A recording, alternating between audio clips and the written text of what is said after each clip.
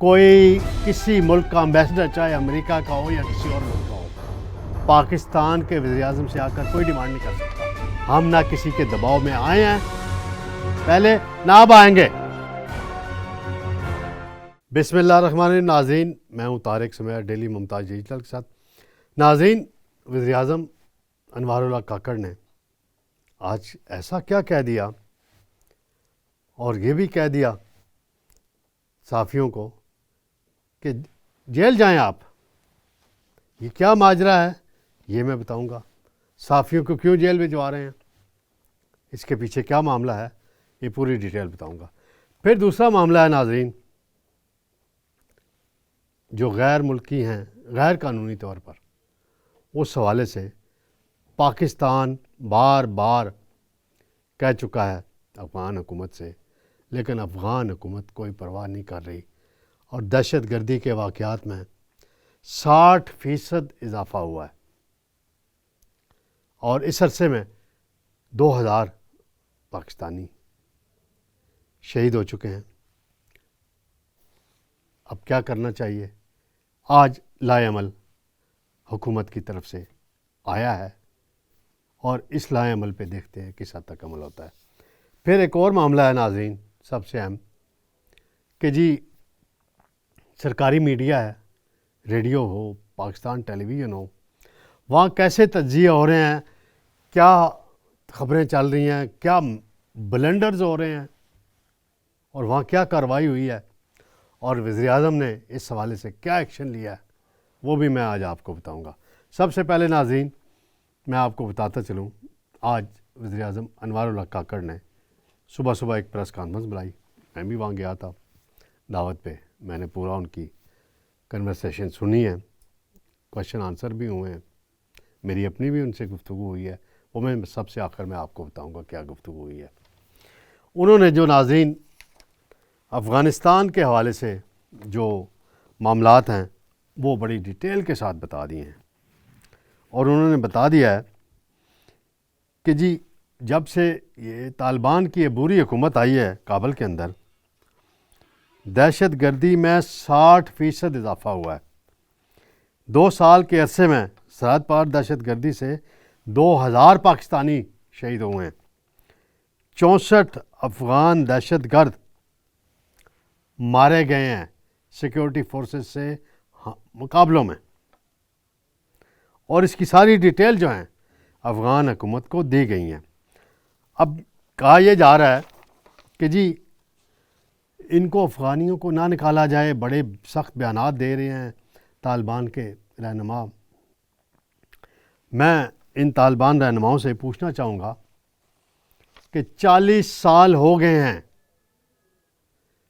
پاکستان افغان مہاجرین کی میزبانی کر رہا ہے, جو قانونی طور پہ موجود ہیں ان کی میں فگر آپ کو ناظرین بتاتا چلوں. اس وقت تقریباً 8 لاکھ ایسے افغان شہری ہیں جنہیں عبوری ایک کارڈ ہوتا ہے وہ دیا گیا ہے, اور 2.5 لاکھ واپس جا چکے ہیں ابھی حال ہی میں جو اقدامات ہوئے ہیں.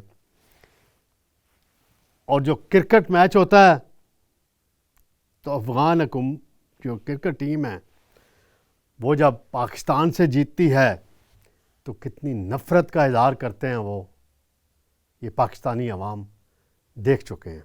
وزیر اعظم سے اس حوالے سے بھی گفتگو ہوئی تو وزیر اعظم نے 2 وہاں پوائنٹ اٹھائے. انہوں نے باقی کئی ممالک کا حوالہ دیا, انہوں نے ایران کا حوالہ دیا, آذربائیجان کا حوالہ دیا, ازبکستان کا حوالہ دیا, باقی کئی اور سے ممالک کا, کہ ان کے صدیوں سے یہ بارڈر کے قریب آتے جاتے لوگ ہیں, کیا وہ بھی بغیر ویزے کے جاتے ہیں, الاؤ کرتے ہیں؟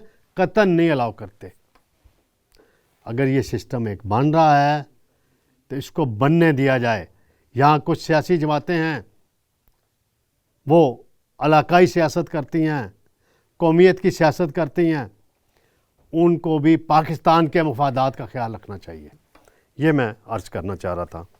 وہاں ناظرین وزیر اعظم صاحب سے گفتگو ہوئی. ایک سوال ان سے ہمارے ایک دوست نے پوچھا,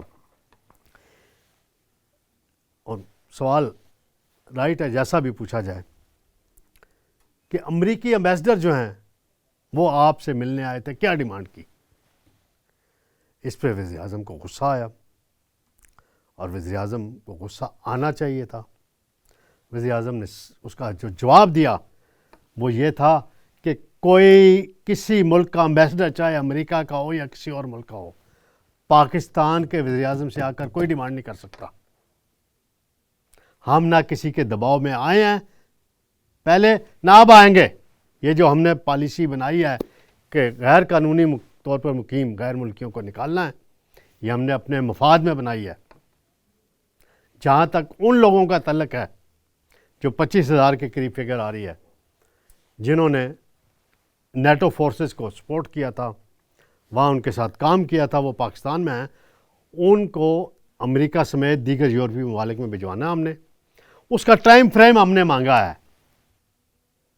یہ پھر وزیر اعظم نے بڑی اچھی بات کی، میں بڑا آج خوش ہوا ان کی اس بات سے۔ انہوں نے کہا کاش میں آپ کو پوری گفتگو بتا سکتا جو امریکن امبیسڈر سے میں نے کیا ہے، کیونکہ یہ ریاست کے راز ہوتے ہیں، ساری بات نہیں بتائی جا سکتی۔ میں نے امریکن امبیسڈر کو کہا کہ میرا بیٹا ہے 9 سال کا، غزہ میں جس طرح بچے مر رہے ہیں، کہ تمہارا بچہ نہیں ہے کوئی، تمہارا بیٹا نہیں ہے کوئی، خدا کے لیے اس وار کو رکواؤ۔ تو میں نے کہا ناظرین کو سارا بتاتے چلوں۔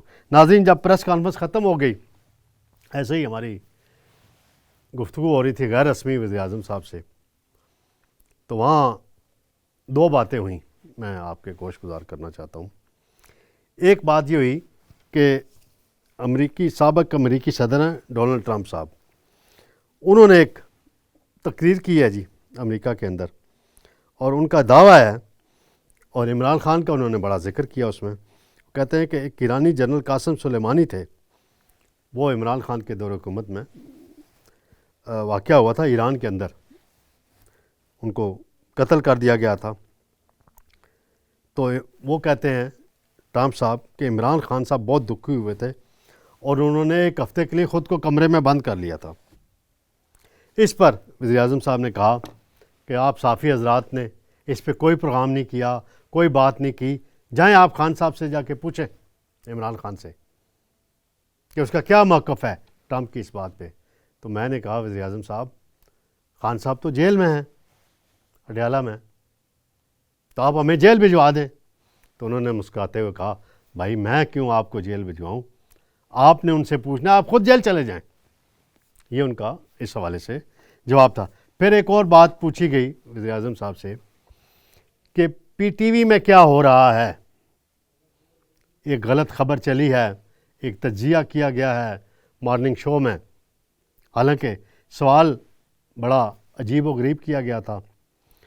تو وزیر اعظم صاحب نے کہا کہ اس پر میں نے ایکشن لے لیا ہے، اور اس کا رزلٹ آج آپ کو پتہ چل جائے گا۔ اس کا پہلا مرحلہ ہو گیا ہے، پی ٹی وی کے اندر director news and current affair کو ہٹا دیا گیا ہے، اور اس کی جگہ نئے صاحب کو چارج دے دیا گیا۔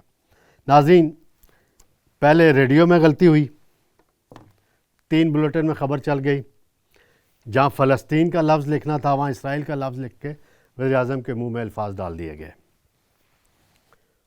اس پہ ڈی جی ریڈیو تبدیل ہوا اور لوگ سسپینڈ ہوئے۔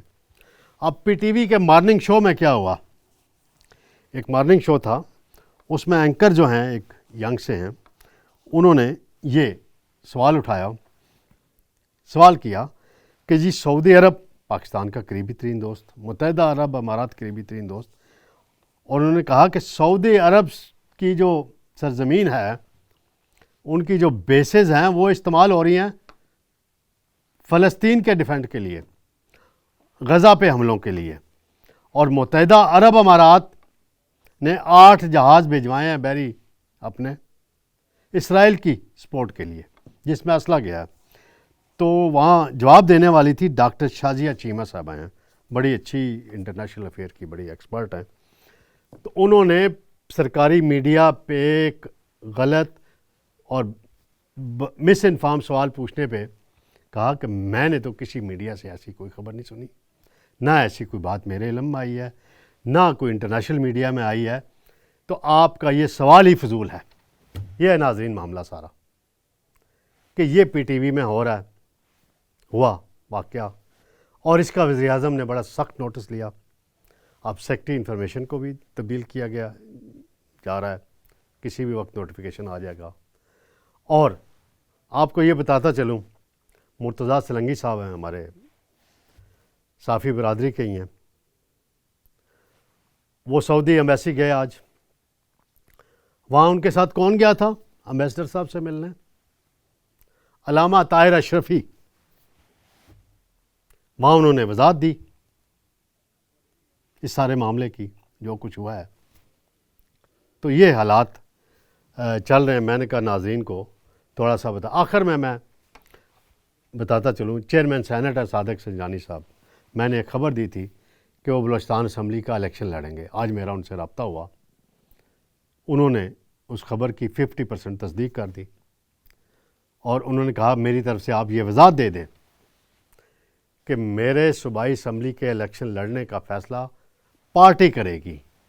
خالد مکسی صاحب پارٹی کے نئے صدر منتخب ہو چکے ہیں، یہ پارٹی کا ڈومین ہے کہ وہ کس کو کہاں لڑاتی ہے، میں اسلام آباد میں رہوں یا بلوچستان اسمبلی کا الیکشن لڑوں، یہ فیصلہ بھی ہونا باقی ہے۔ تو میں نے کہا صادق سنجانی صاحب کی یہ وضاحت بھی میں ناظرین کے گوش گزار کرتا چلوں۔ انشاءاللہ کل آپ سے دوبارہ ملاقات ہوگی۔ اللہ حافظ۔